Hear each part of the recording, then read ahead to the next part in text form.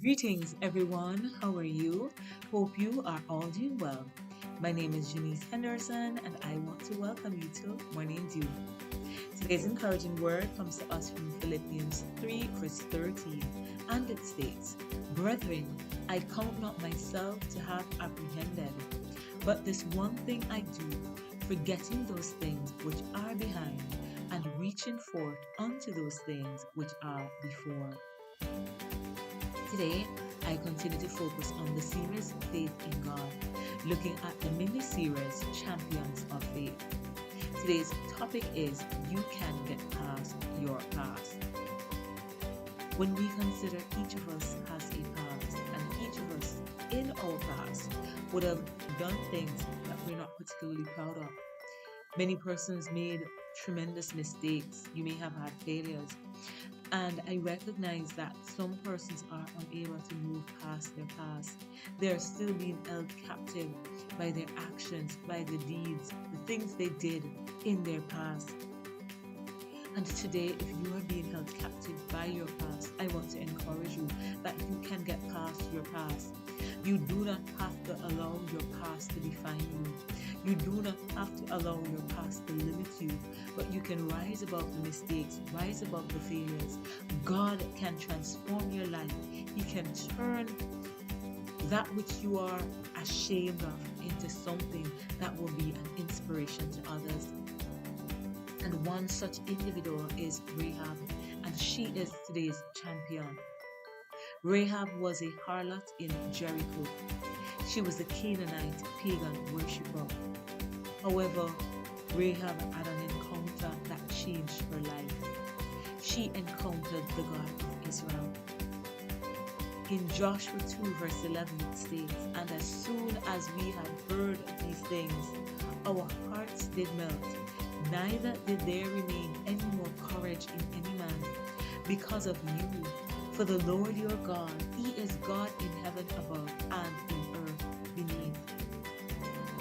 She was able to make this confession that Israel's God is God when she heard of how Israel's God defeated many powerful kings, and she believed the word that the Israelites received, that the land was given unto them.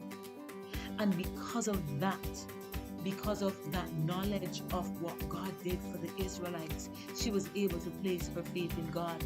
And as such, she was willing to endanger her life and that of her family by lying to the king of Jericho to protect the spies that Joshua sent to spy out the land. And I encourage you, believe God's promises. What He said will come to pass.